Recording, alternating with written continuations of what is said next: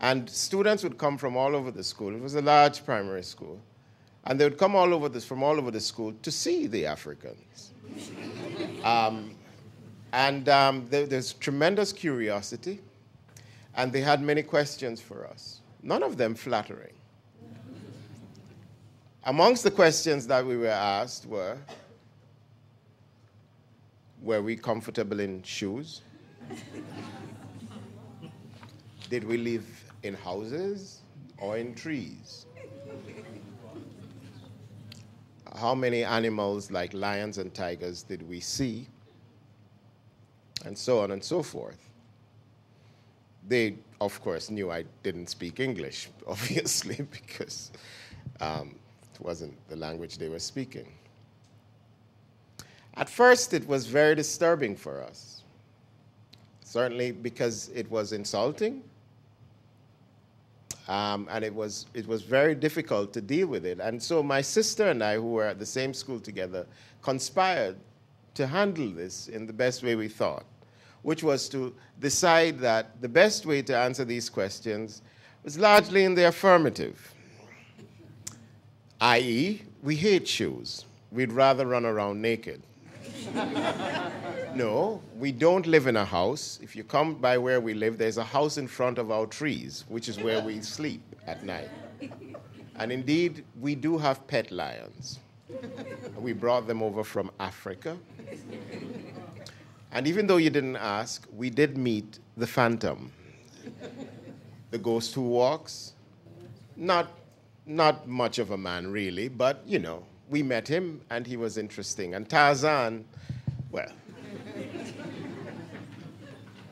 not much of a man either, but we met him too. We constructed long narratives, absolute farces of experience, and we told them these stories, and they were enraptured by our tales, in complete belief in every absurdity that we spoke about Africa. And so our one source of pride and hope and dignity was the capacity to laugh at these people, these other students of ours, for their ignorance. This is how we dealt with it.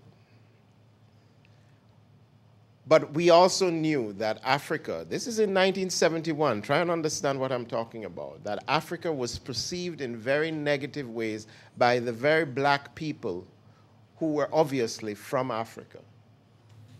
These were the perceptions that existed and that were pertained. The only group of people who, in fact, gave me any kind of hope turned out to be the Rastafarians, who sold drinks and bun and cheese and other kinds of things down at the end of the road. And they, of course, had heard that there was an African in the school. And I remember going out to the road to walk home, and they would call me over and say, "African youth, come here, man, come sit down with me and tell me about Africa." And they wanted to know about Africa, and they would sit down and they would say, wow. They wanted to know what foods we ate. They wanted to know, they wanted me to speak a little of the language if I could. And they were just full of this incredible sense of pride and a sense of ownership of it. And from that moment on, I've never, ever had anything but a tremendous amount of respect for the Rastafarians because of their embrace of Africa at that time. I begin with this story of the relationship between Africa and the perception of Africa within Jamaica, and no doubt within the rest of the Caribbean, and the emergence, the advent of reggae music. Because this situation would not happen today. It just wouldn't. And the reason it won't happen today is not because of television. It's not because there's been a spate of National Geographic sent to Jamaica to correct the ignorance.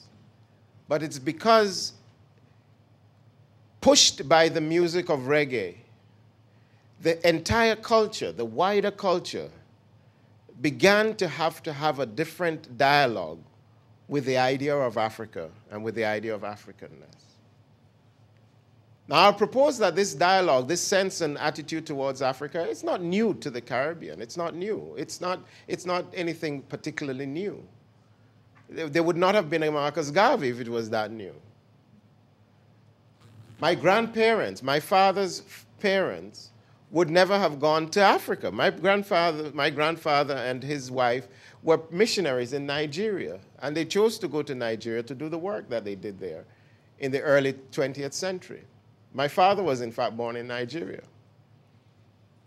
And they went there with a clear sense of what Africa meant, and they brought back all kinds of information, and there was a knowledge and an understanding and a respect for Africanness. But there still existed through that colonial education and that colonial system a demeaning of Africanness and a demeaning of your African identity as bush, as ignorant, as the source of shame.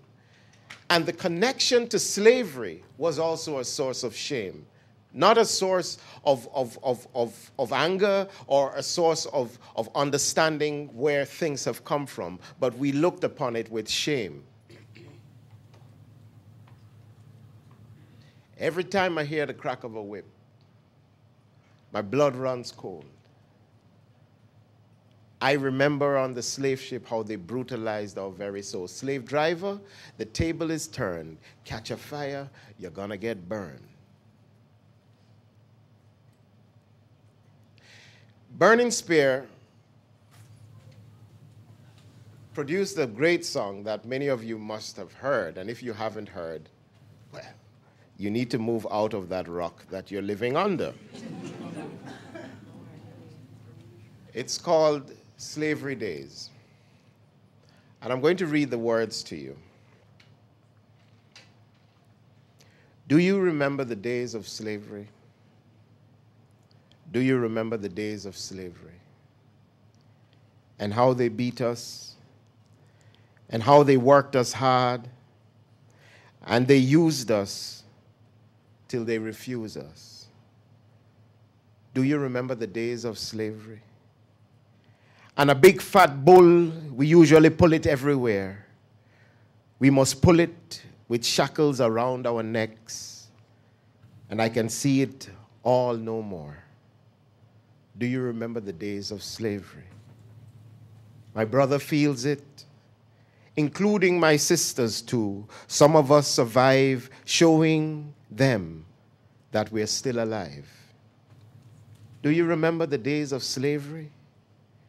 History can recall. History can recall. History can recall the days of slavery. Oh, slavery days. Oh, slavery days. While I remember, please remember. Do you, oh, slavery days. Oh, slavery days. This was a hit song in Jamaica in 1975. This was a hit song. This was like a #1 song in Jamaica in 1975.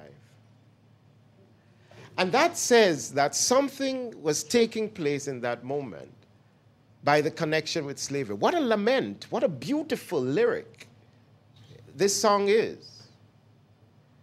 But the most telling thing about this song, and this is one of the great contributions of reggae music to the understanding of history, was that this song it spoke about history as a past, but also spoke about it as a present moment.